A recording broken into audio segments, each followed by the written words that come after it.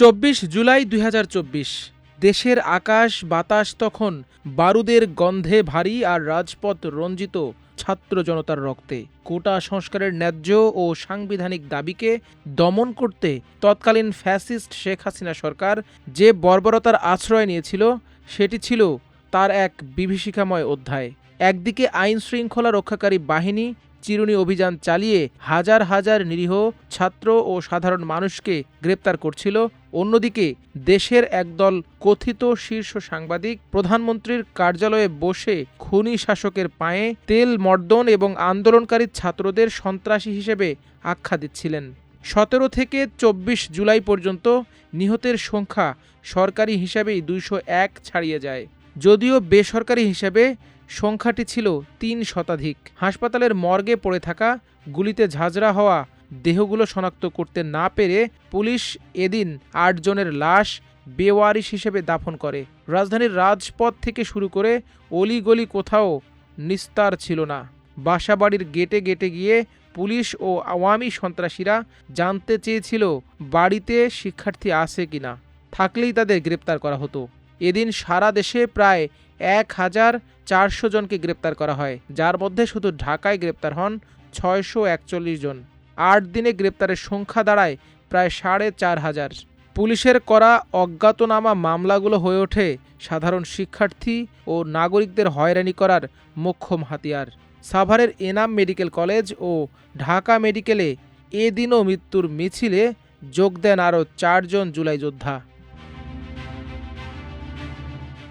ওই বর্বরতার সবচেয়ে নৃশংস উদাহরণ হয়ে দাঁড়ায় ৬.৫ বছরের শিশু রিয়া গোপ। নারায়ণগঞ্জে নিজ বাসার ছাদে বাবার কোলে থাকা অবস্থায় পুলিশের ছোড়া গুলি রিয়ার মাথায় বিদ্ধ হয়। কয়েকদিন লড়াই করে ঢাকা মেডিকেলে শেষ নিঃশ্বাস ত্যাগ করে নিষ্পাপ রিয়া। তার বাবা দীপক কুমার গোপ হাউমাউ করে কাঁদছিলেন আর বলছিলেন, আমার কোলেই মেয়ের মাথা থেকে রক্ত পড়ছিল। শুধু নারায়ণগঞ্জের রিয়া নয়, এ চিত্র ছিল সারা দেশের। এদিকে গুম করার ৫ দিন পর চোখ বাঁধা অবস্থায় ফেলে যাওয়া হয় আন্দোলনের ৩ সমন্বয়ক আসিফ মাহমুদ, আবু বাকের ও রিফাত রশিদকে। তাদের ওপর চালানো হয় মধ্যযুগীয় বর্বরতা। ইনজেকশন দিয়ে অচেতন করা, অন্ধকার কক্ষে আটকে রাখা এবং আন্দোলন প্রত্যাহারের জন্য মানসিক ও শারীরিক চাপ দেওয়ার মতো ভয়াবহ তথ্য উঠে আসে তাদের জবানবন্দিতে। রাজধানীর বিভিন্ন এলাকা থেকে ১৯ জুলাই তুলে নিয়ে যাওয়া হয় সমন্বয়ক আসিফ মাহমুদ, আবু বাকের মজুমদার এবং সমন্বয়ক রশিদুল ইসলাম রিফাতকে। ২২ জুলাই রাতে রাজধানীর গণস্বাস্থ্য নগর হাসপাতালের সামনে সংবাদ সম্মেলনে বৈষম্যবিরোধী ছাত্র আন্দোলনের পক্ষ থেকে গুমের বিষয়ে জানানো হয়। তবে ২৪ জুলাই রাজধানীর ২টি স্থানে তাদের চোখ বেঁধে ছেড়ে দেওয়া হয়। আসিফ মাহমুদের নম্বর থেকে গণমাধ্যমে পাঠানো একটি খুদে বার্তায় বলা হয়, ১৯ জুলাই রাত ১১টায় আমাকে হাতির ঝিলের মহানগর আবাসিক এলাকা থেকে তুলে নিয়ে যায়। আন্দোলন স্থগিত ঘোষণা করার জন্য চাপ দেওয়া হয়। আজ বুধবার ২৪ জুলাই ২০২৪ বেলা ১১টায় আবার একই জায়গায় চোখ বাঁধা অবস্থায় ফেলে দিয়ে যায়। আমি এখন পরিবারের সঙ্গে হাসপাতালে চিকিৎসাধীন। গুম ফেরত আরেক সমন্বয়ক আবু বাকের মজুমদার ফেসবুক পোস্টে বলেন, আমাকে গত ১৯ জুলাই সন্ধ্যার পর ধানমন্ডির গলি থেকে উঠিয়ে নিয়ে যায় এবং আন্দোলন বন্ধে স্টেটমেন্ট দিতে বলায় আমি অস্বীকৃতি জানালে একটি অন্ধকার রুমে আটকে রাখে। আজ ২৪ জুলাই যে এলাকা থেকে তুলে নেয় তার পাশেই আমাকে চোখ বেঁধে ফেলে যায়। আমি এখন আমার পরিবারের সঙ্গে নিরাপদে আছি, জানি না আর কতক্ষণ নিরাপদে থাকব। আপনারা শহীদ আর নির্যাতিত ভাইদের ভুলবেন না, তাদের রক্ত ত্যাগকে ভুলবেন না।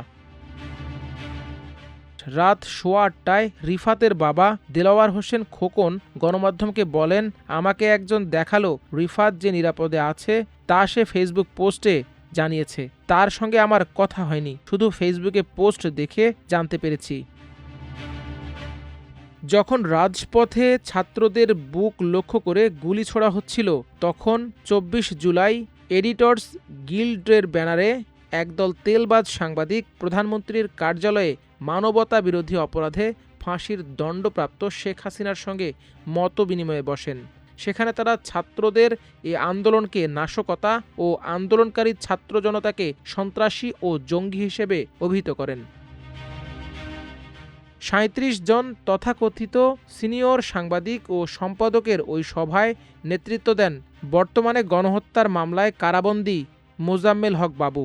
সভায় সাংবাদিক আবেদ খান দমভক্তি করে বলেন, তারা প্রধানমন্ত্রীর জন্য যে কোনো কিছু করতে প্রস্তুত। সাংবাদিক শ্যামল দত্ত ও নঈম নিজামরা আন্দোলনকারীদের খুঁজে বের করে শাস্তির আওতায় আনার দাবি জানিয়েছিলেন। এমনকি তারা শেখ হাসিনাকে ইন্টারনেট বন্ধ রাখা, আল জাজিরা নিষিদ্ধ করা এবং মাদ্রাসাগুলোর ওপর কঠোর নজরদারি বাড়ানোর পরামর্শ দেন। এসব তেলবাজ সাংবাদিক অঙ্গীকার করেন, সরকারের দমন পীড়নের কোনো সংবাদ তারা প্রকাশ করবেন না, বরং সেগুলো চেপে যাবেন। একই সঙ্গে অঙ্গীকার করে জানান তারা শেখ হাসিনার সঙ্গে আছেন এবং তার জন্য প্রয়োজনীয় সব কিছু করতে প্রস্তুত। তৎকালীন স্বরাষ্ট্রমন্ত্রী আসাদুজ্জামান খান কামাল এবং আইজিপি চৌধুরী আবদুল্লাহ আল মামুনের কণ্ঠে ছিল কেবলই হুমকি। তারা সাধারণ শিক্ষার্থীদের স্বাধীনতা বিরোধী বানিয়ে রাষ্ট্রযন্ত্রের সর্বশক্তি দিয়ে দমনের ঘোষণা দেন। অথচ আন্তর্জাতিক মহলে জাতিসংঘ, অ্যামনেস্টি ইন্টারন্যাশনাল ও মার্কিন প্রতিরক্ষা দপ্তর পেন্টাগন বাংলাদেশ সরকারের এই প্রাণঘাতী বল প্রয়োগের কঠোর নিন্দা জানিয়ে আসছিল। মাল্টিমিডিয়া ডেস্ক, আমার দেশ।